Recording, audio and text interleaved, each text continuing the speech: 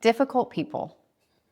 I think as moms, as wives, let's just be real, just as humans, we have people in our lives over the years that are hard to love. They're difficult. And that was so petite. It is. That was so petite. It's definitely staying in. And forever. Yeah. Forever's been like that. That's awesome. That's my petite version. I have a very petite version. We don't try to be quiet. Yeah, I like it. Awesome. Yeah.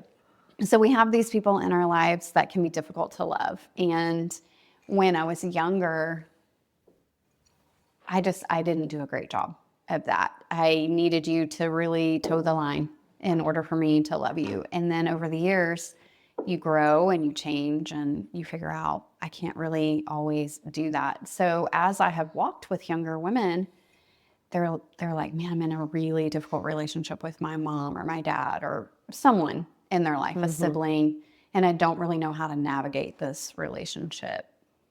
You know, what are your thoughts on that? So how would you tell your 20-something-year-old self, your 30-something-year-old self, yesterday's self, how to love difficult people?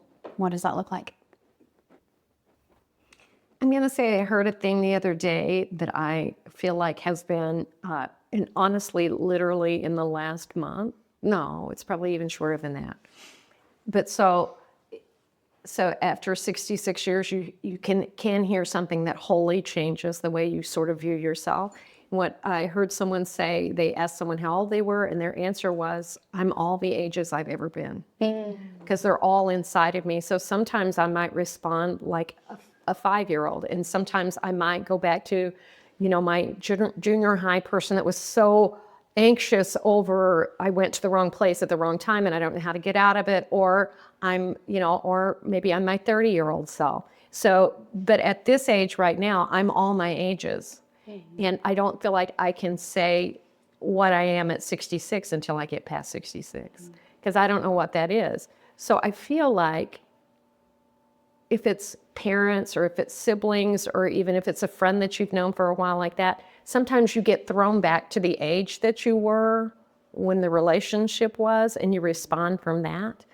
And so I think if you can, for 2 hot seconds, go, wait a second, in dealing with a difficult person, go, how is it that I would like to respond to this, rather than just being responsive? Reactive maybe is the better word. But I have found that thought has come to my mind a million times, that I'm all my ages here. And so sometimes I don't handle things real well because I'm handling like I did when I didn't have the knowledge that I have now, and I'm not landing on that. That doesn't really answer that question, because that is something you have to work through, but I think it is an interesting piece of knowledge to have, to say, maybe I get to choose differently how I would like to respond to my mom, rather than the same way I've responded since I was 15. Sure. No matter how she is.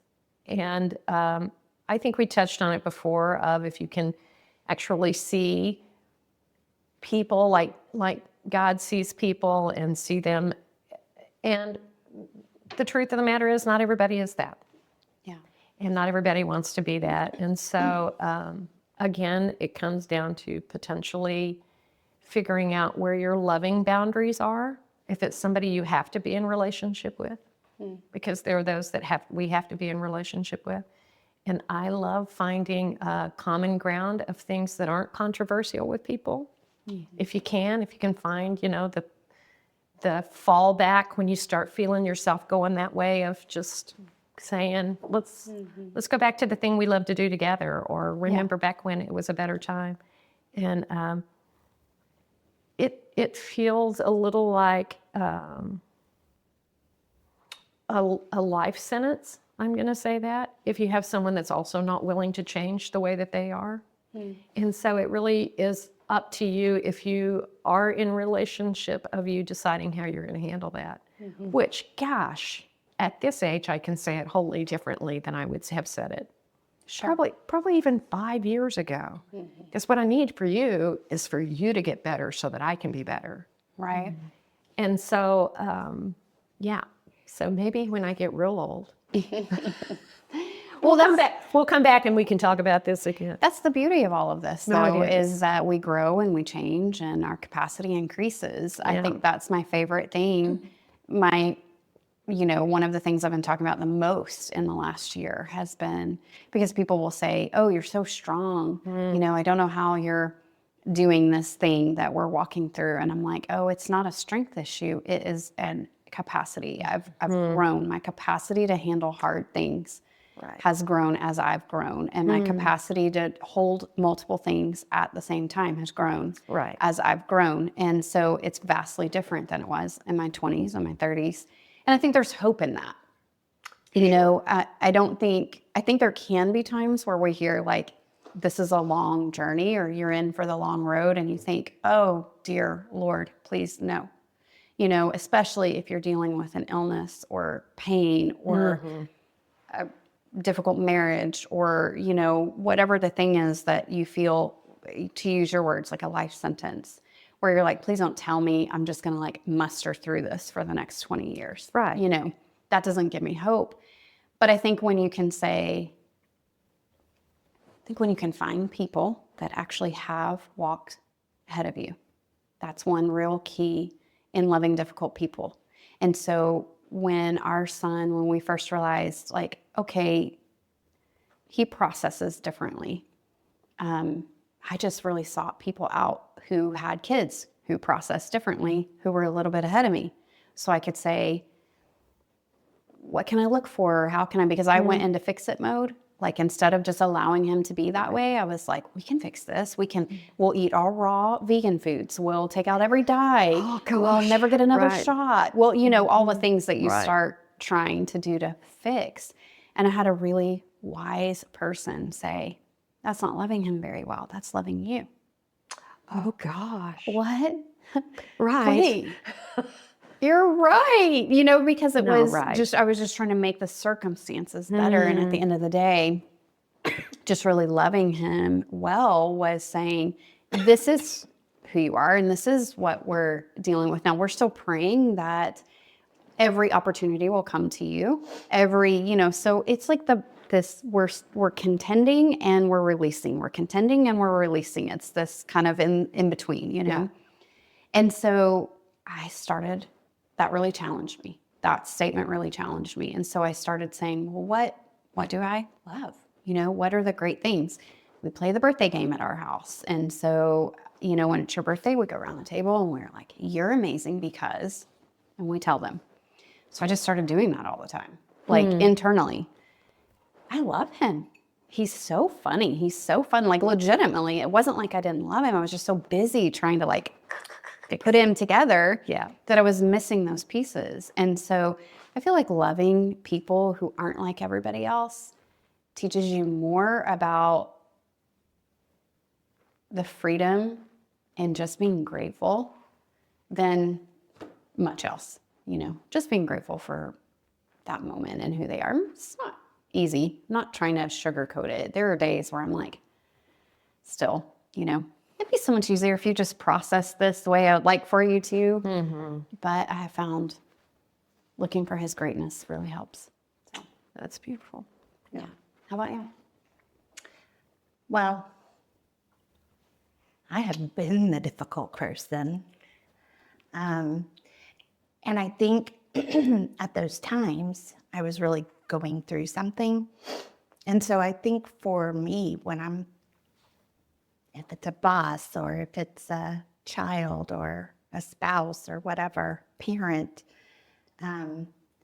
thinking through, what are they going through?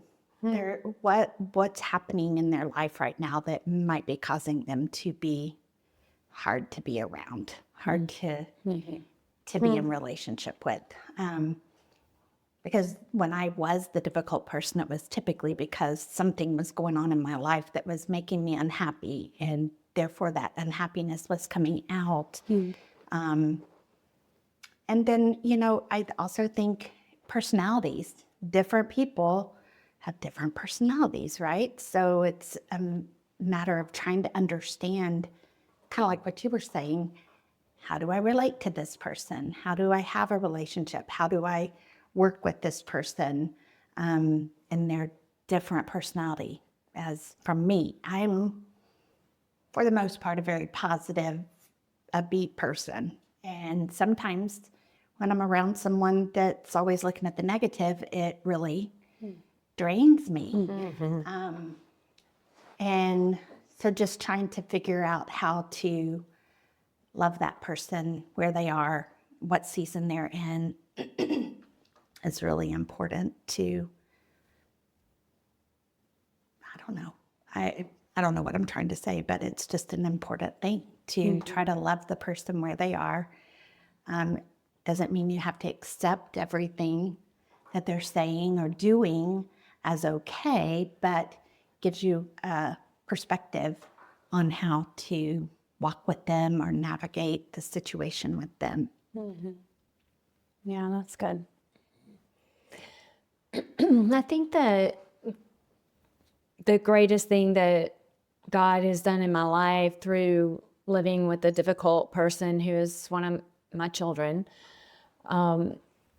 is that he taught me how to be more patient. He taught me how to open my heart more and be, well, you've talked a lot about the capacity, how God grows our capacity to handle things, to go through difficult things, whatever. But I think God has also increased my capacity to love. That's good. And I needed to be able to love more.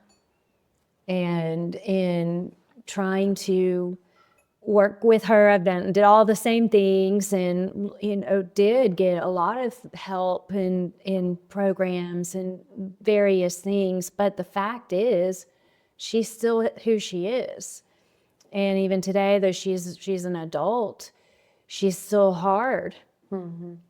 And when we go on, we just went on a family vacation with not just her, but a couple of her other siblings were also there. And I just found myself saying at times, I don't know what she wants from me. No matter what I do, it doesn't seem like I can make her happy. I can't seem to satisfy what she wants from me.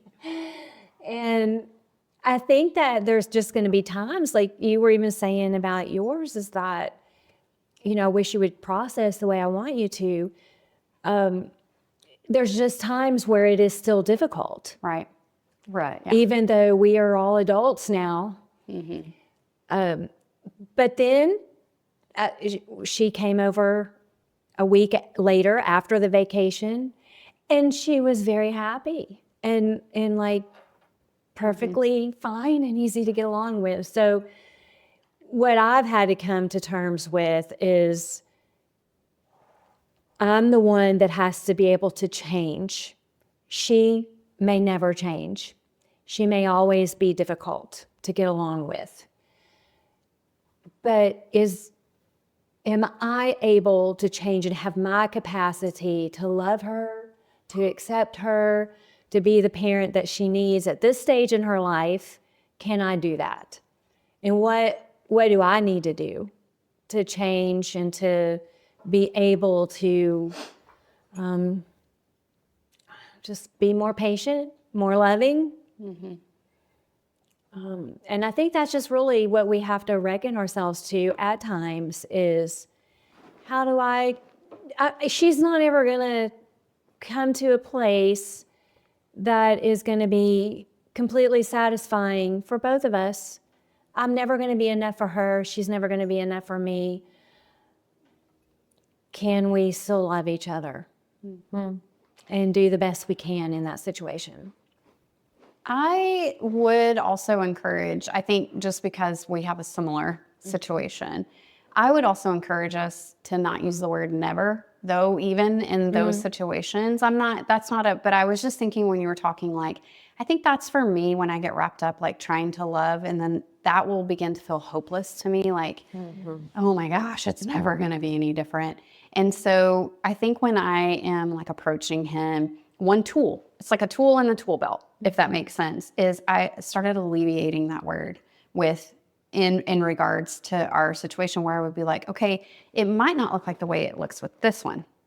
If the hope is that it would look this way with this one or whatever, right? Like using the multiple kids, you go on vacation, this one's happy, this one's not. Why can't they just be like this one? Like why can't it just be easy? So it might not look like that, but what could it look like? Like where can the gold in not that super dumb, at least way. Well, at least there's this where you're like, okay, so you're just negating, all of this, but in the way that's like, man, this person I'm choosing to love because I value them so much. I was thinking too, when we were talking, I was like, it's different with your kids because we're like, oh, we're in. Like, they're difficult, but we're in. We're not gonna walk away from them. How different is that when it's like people that you could walk away from and they're difficult to love? And I think even in that, what I wish I would have known in my 20s is that I can love people, and sometimes loving them is actually not being in close relationship with them. So I'm going to use your story where you said I was difficult to love. This didn't happen between us. I'm using this story. Okay. I'm always cautious with that. But let's say that Marla was in a difficult season to love her. She was really hurting. I happen to be in one right now.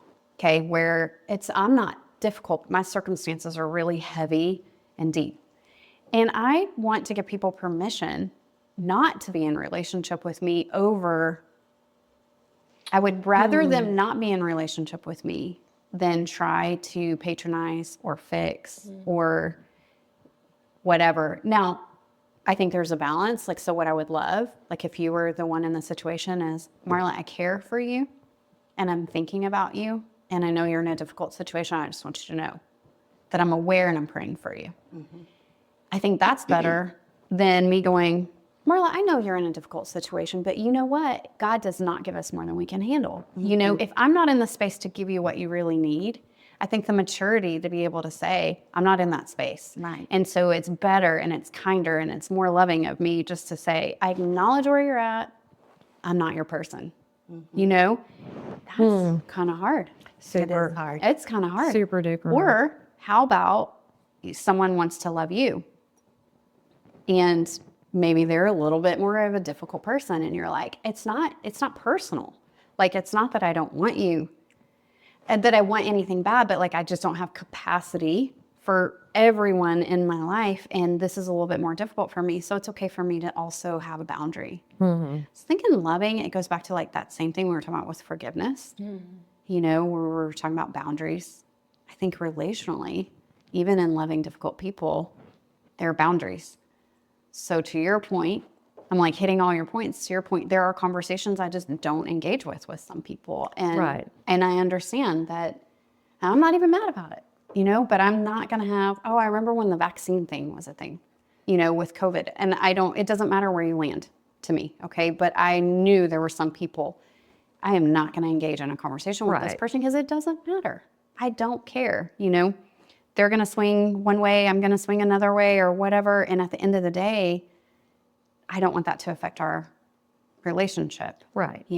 So I don't know. I just said a lot of things, but I was thinking all the different dynamics. Once your I kids think you are hit at on the home. point earlier, and you and I've had this conversation, that, and maybe it's a maturity that gets you to this point. Maybe you can't do that. I'm going to say I couldn't do that in my 20s. I'm going to say I couldn't. Because to be honest, if you are in what I think we found ourselves in, a group of people where it seemed like everything was going great for everybody, then I got to fake it. That everything's going great for me. And so a lot of people didn't know a lot about what was going on behind closed doors in just in our home life, because I'm not a kind of person who's going to go and say, I got to have some help. I'm just not going to do that. I'm going to work it out. And I'm going to pray harder, and then I'm going to eat better, and I'm going to do, and everything's then's going to fall into place. But I think you said, and I can remember sitting in the car having this conversation with you, and one of my daughters actually is what it said this out loud to me. I can hold two things at one time. I can be excited for you about this and then really disappointed about this. Right. And these two things I can hold together, and sometimes this one's heavier. And then sometimes this one's heavier. But I think when dealing with a difficult person that you can't be out of a relationship or that you're wondering whether you should be, there's something, families are different because you didn't pick that. in particular, like if you have a difficulty with your parents or that kind of stuff. So figuring out the good thing that you're holding in this hand can be the thing that can try to be your focus. Does that make sense?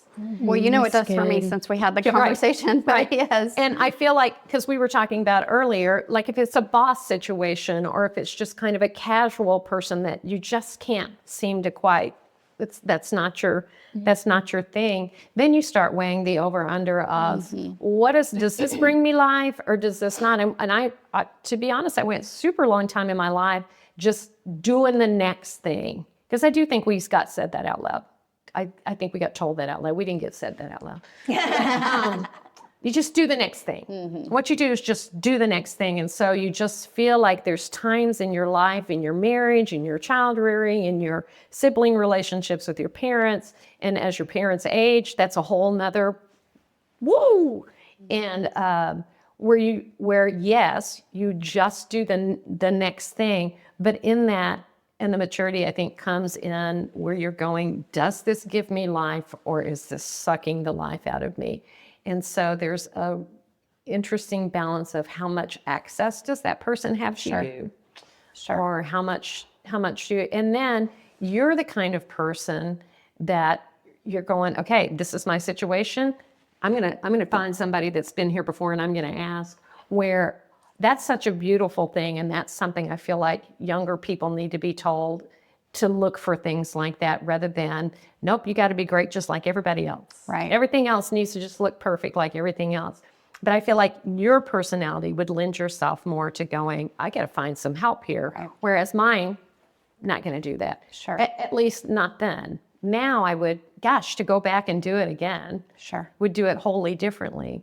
But I do think that conversation that we had about, it is possible to hold those two things in the relationships you can't get out of, and the ones you value, because those are the ones you value. That's you right. have to think about that. The ones, if it's a boss or if it's a thing like that, again, is it paying your bills? Okay. Yes. Yeah. One thing though that I think is it's just like when you say, it's personalities to be willing to ask for help too. I think it takes a level of vulnerability in Sure. asking for help. You have to be in a safe place. Sure. So it's like the both and, and No, you're right. I think That's it's right. like, if someone would have encouraged me to ask for help in a situation where it would have been condemned and shamed and all of that, it would not have happened. Right.